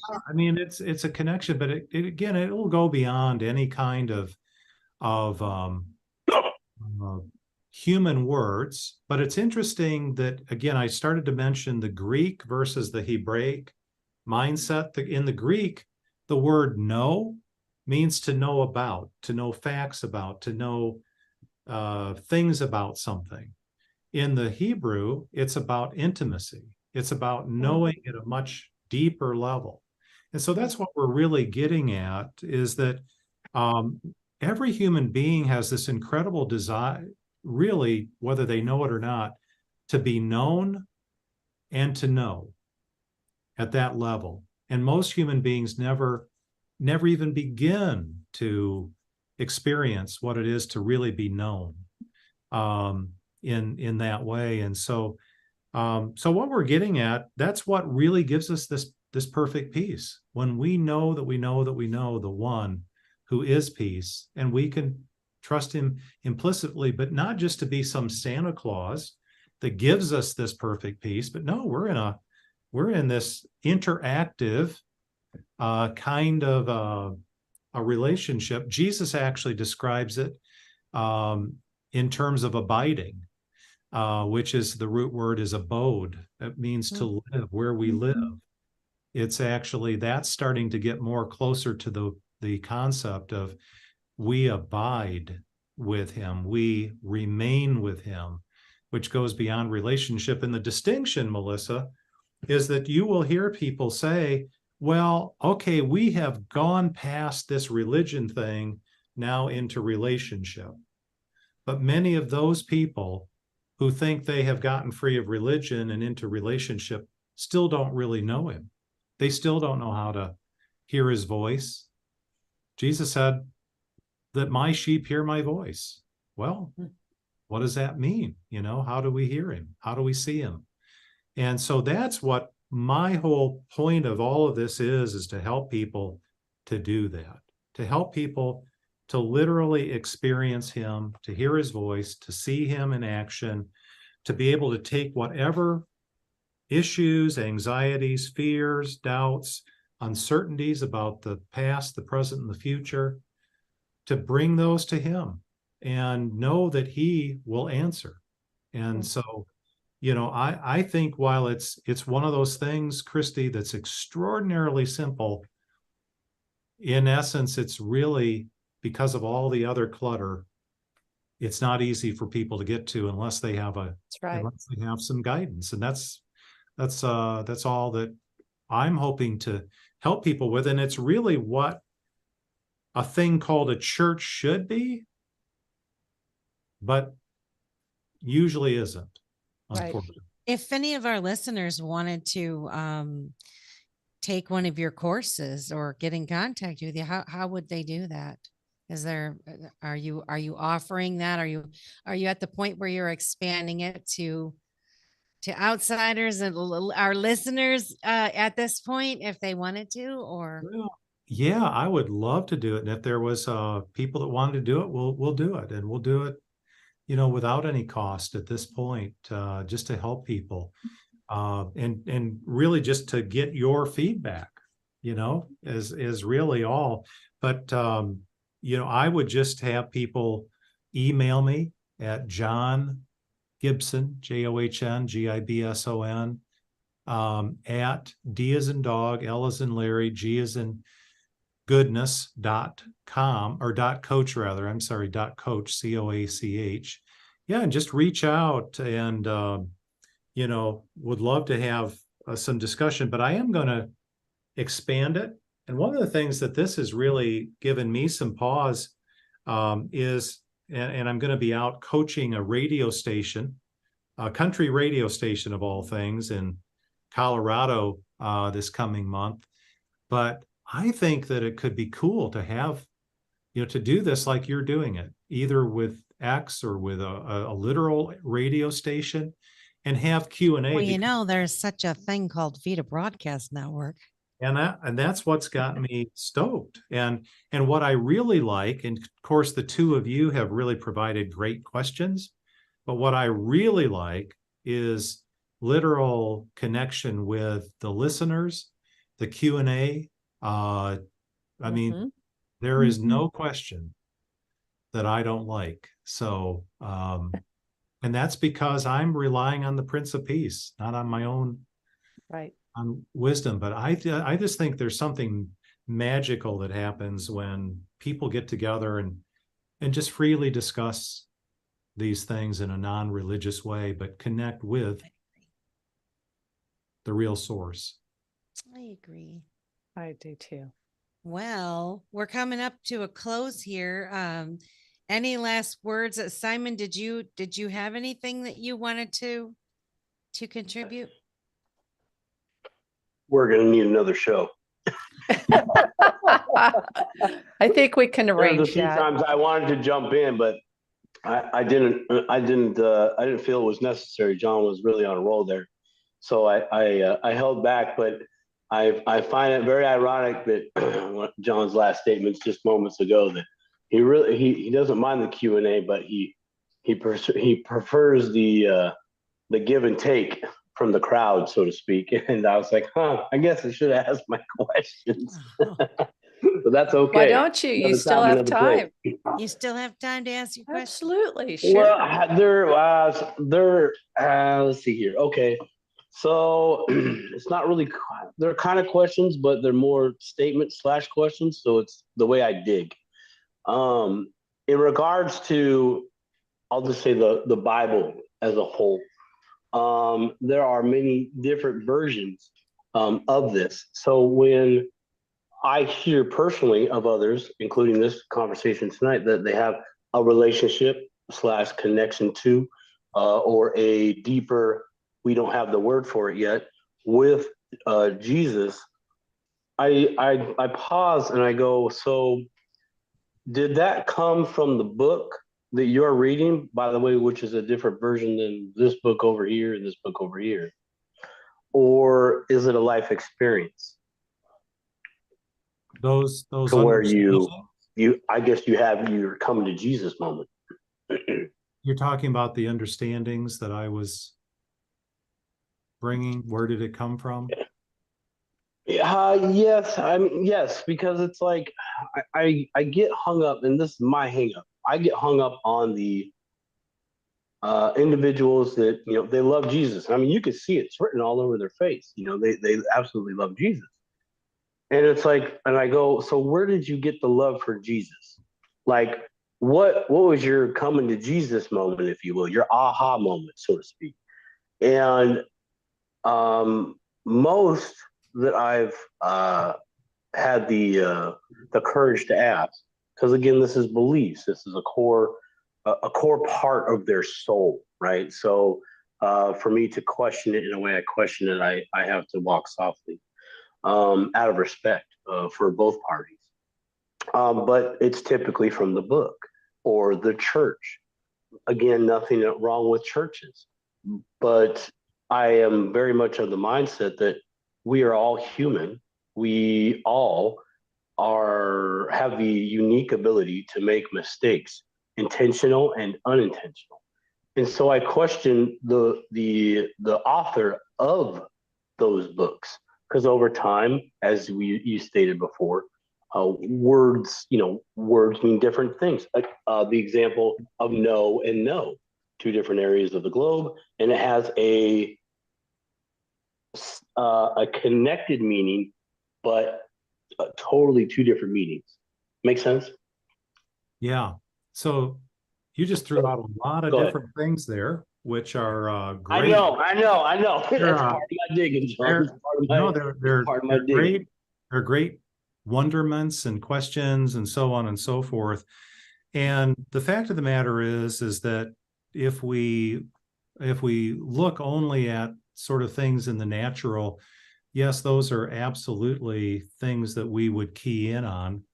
But there is a factor that is beyond all of that, and that is the one who authored this entire world, who authored all of that, and he's the X factor. He can come in and he can bring truth to us in our spirit, no matter what. I mean, we have examples throughout the world right now that's happening in amazing numbers. In the Muslim world, people all over the place having a dream or a vision of Jesus himself and totally changing their lives to the point where, that could cost them their life to become a follower of Jesus. So what was the difference there? Was it because somebody came and told them something out of a book? No, the one who is the book, who wrote the book, came to them personally. And that is the only thing that will ever change anybody. Now, I am a great believer in the book. I have, just to give you a quick background of me, I did not grow up in a family that ever went to church, that had any connection to Jesus whatsoever, except using his name quite often in a different sort of way. And I grew up, they ran a tavern and a golf course, and that's where I grew up. And yet for me, when I was about 6 years old, I had a vision of Jesus, and that set me, down a certain direction that was irreplaceable. But since then, so I didn't really understand Jesus or what he came to do or who he was until I was much older. And, it was at that point I said, yeah, you are the way. And but from that point on, I have now read the scriptures straight through about 40, almost 50 times, and using all different kinds of translations and so forth. And so, and have studied it extensively. And yes, there's a question about a word here and there and so on and so forth. But if you meet Jesus in those words, no matter what the translation is, it will change somebody's life. So that this thing called the scriptures is really important if they're used in the right way. If they're used in the wrong way, which is to be a proof text, something just simply to argue with people about this and that and the other thing, then that's not something that will change our lives in an eternal kind of a way. So we have to make those distinctions about when we're talking about the book. There are things in there that will change your life if you meet him personally in it. But if we just use it as a rule book or something we can hammer people with, it's it's just going to be lifeless. So I hope that right. distinction. I like how you said that.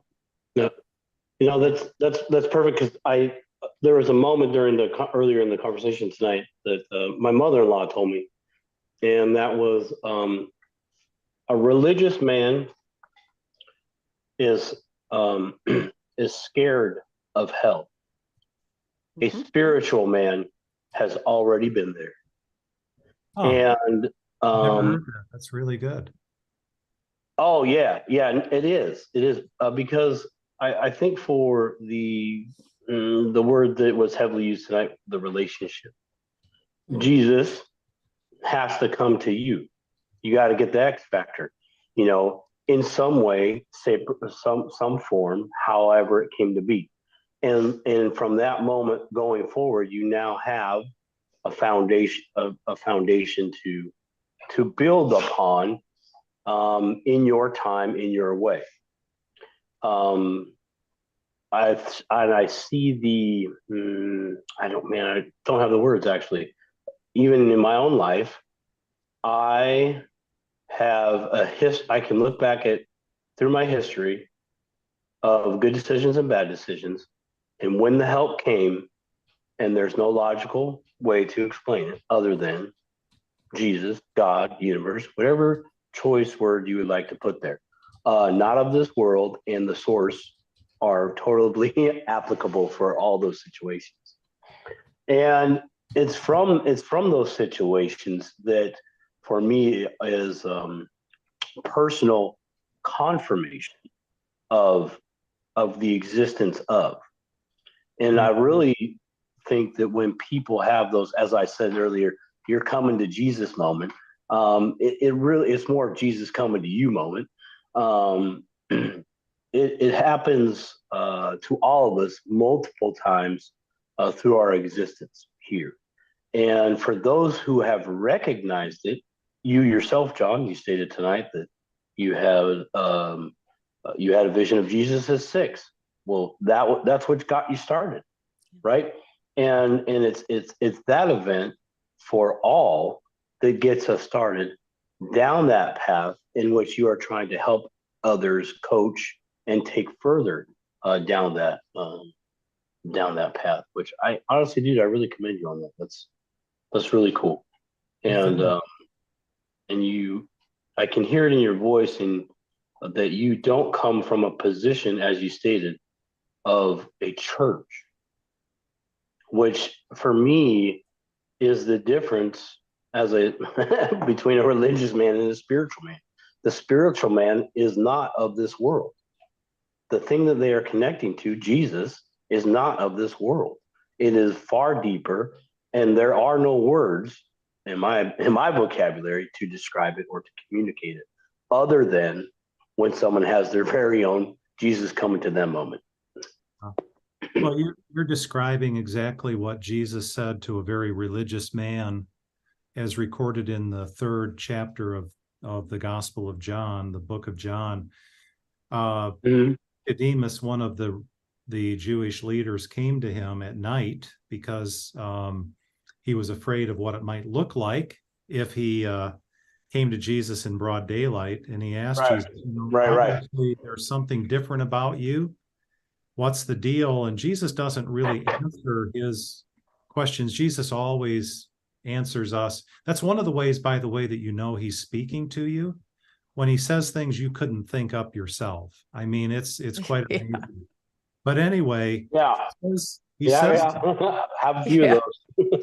so he says to this Nicodemus, he says, unless you are born from above, to your point, Simon, you cannot see God's realm, the realm of heaven, the kingdom of heaven.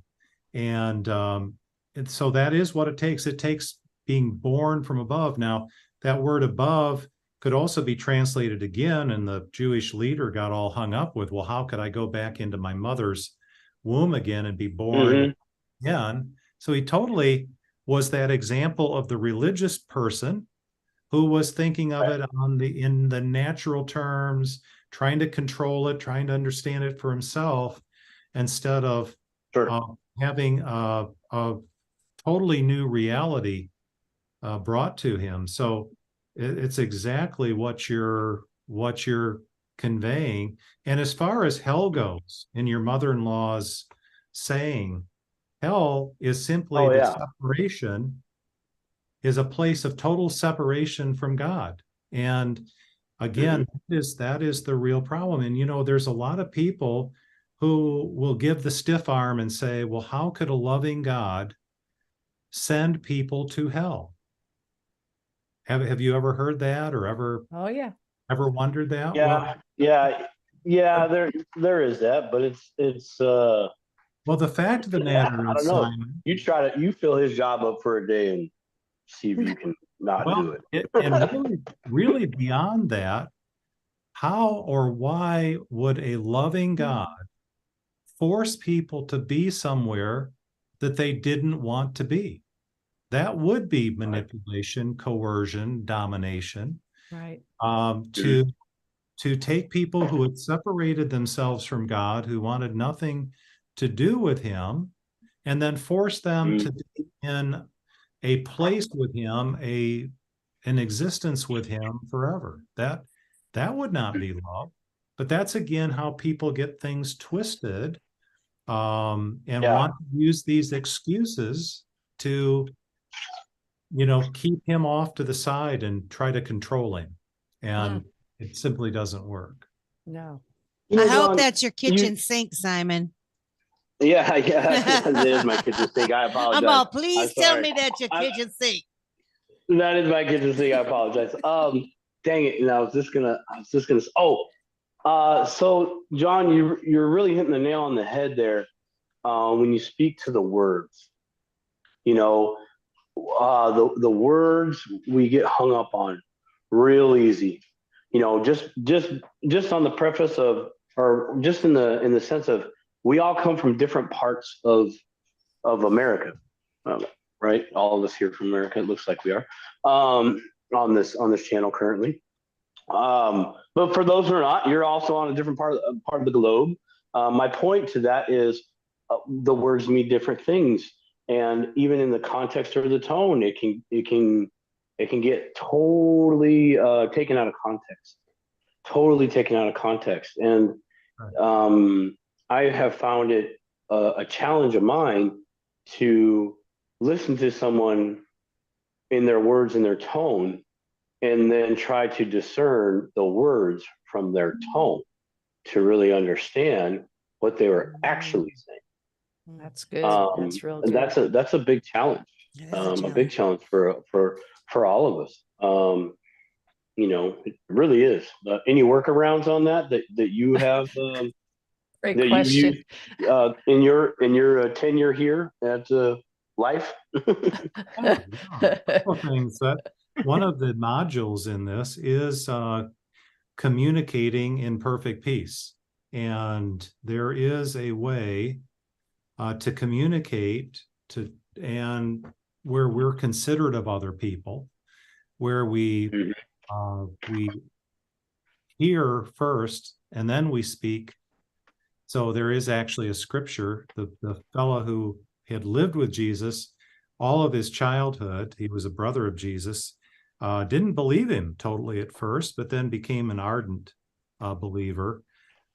He writes in his letter that we should be quick to listen and slow to speak, slow to anger. And he goes on and he talks about these various things, and that actually either the way we communicate can either bring peace or it can bring chaos. And so there's so much. I mean, I would teach the whole course here right now, but that is one piece of it. Is there are ways to communicate in a kingdom sort of a way, a Jesus sort of a way, the way he communicated. But beyond that, the best and most important thing when it says be quick to hear, the real inference there isn't just to hear what is coming out of your mouth right now, but is actually to ask questions. So if I don't totally understand what you mean by something, I should ask you, can you say more about that? Melissa said something earlier, and I asked her to explain that further. Those are the things that are so important, and this is the very bedrock of this whole thing of the pathway to perfect peace, is to learn how to ask him questions. To ask him a question like, Jesus, what would you think would be important for me to understand about whatever? Or what would you want me to know? How do you look at this, Jesus? And then we listen for what he has to say. And that takes us into a whole other realm that goes beyond and takes us out of us being the source, and we look to him as the source. And that, again, makes all the difference. It's I'm always reminded of the famous poem by Robert Frost, that The Road Not Taken. And you probably heard the one stanza that basically says, two roads diverged in a wood, and I took the one less traveled by, and that has made all the difference. And that's what we're talking about. We can take the road that almost everyone else takes, or we can take the one less traveled by. I'm not necessarily saying that's what Robert Frost was referring to, but it's an interesting picture of these paths. And we constantly come to the fork in the road. We're not just once in our life, but many times during each day, we come to the fork in the road. And, we can either be the source, we can take that road, or we can take the other road and let him be the source. And he invites people. He said once, he said, where they were really questioning him, these were people who were really, really having terrible difficulty in both internally and mute your mic, Simon. Yeah, I can't. Sorry, John. Sorry. They were having this terrible time, and he said to them, he said, and this is in the book of Matthew, the 11th chapter. He says, gosh, I've forgotten how it starts now. He says, where he ends up saying, take my yoke upon you. Oh, he says, come to me. It's an invitation. He says, come to me, all you who are weary, and heavy laden, basically totally tired of all the crap, totally weighed down by everything in this life. Come to me. And then he says, and I will give you rest. Take my yoke upon you. Basically, let me carry it with you. Learn of me, for I'm gentle and lowly of heart, and you will find rest for your souls. It's that simple. Back to Christy's point. We've got an invitation. We can either take him up on the invitation, or we can continue and go down the other road, where we're just going to keep bearing the burdens ourselves. We're going to keep doing it on our own. And I don't care if you're an up and outer, a down and outer, you've got $1 billion, or you're totally broke. It doesn't matter. We see plenty of people with all kinds of resources, right? In the natural. that are totally unhappy. Right. Some of them even end their lives because the burden is so heavy. But Jesus doesn't want anyone to feel that kind of a burden. He never created. That's one of the points. Entropy never happened until we chose it to happen. He never designed us to ever have to carry these burdens, to ever have to deal with chaos. We weren't designed for it. And that's why we're so bad at it ourselves. Yeah, that's Wow. that's a good way of saying it. I'm terrible at chaos. It's exhausting. It is. Yes, it is And exhausting. it doesn't matter if you lived in, first century AD or, where they didn't have the threat of nuclear war, but they had other threats, Sure. and we have the threat of, Klaus Schwab, but they had other threats like an emperor in Rome and all kinds of other things. We always have chaos. And behind all of the chaos that we see is the author of chaos. But and this is my statement, is that he didn't come to help us just cope with chaos. He came to help us conquer the chaos. It's a proactive thing, this perfect peace. It's not just a good feeling or an absence of conflict. It's the presence of a prince, the Prince of Peace. Nice. That's probably a good place where we can leave it. I think that's a perfect way. Yeah, and if we ever want to do a Q&A, get down to more of the nitty gritty, actually have people ask questions that are going through some of the stuff, right? Some of the chaos.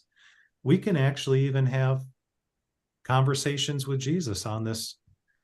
That would be great. I'd love that. Yeah, so we'll see where, but I hope this was helpful. It was great. We're all learning. I mean, I'm learning. Yes. We're all learning. As long as we keep connected with the teacher, he's going to teach us. I mean, not just mentally, but I mean, in reality, he's going to teach us an experience. I think it'd be great for folks to take your course, and we'll post your email. Do you want us to post your email in the show notes so that they can reach out? Yeah, if they have questions or we'll put together something maybe. And yeah.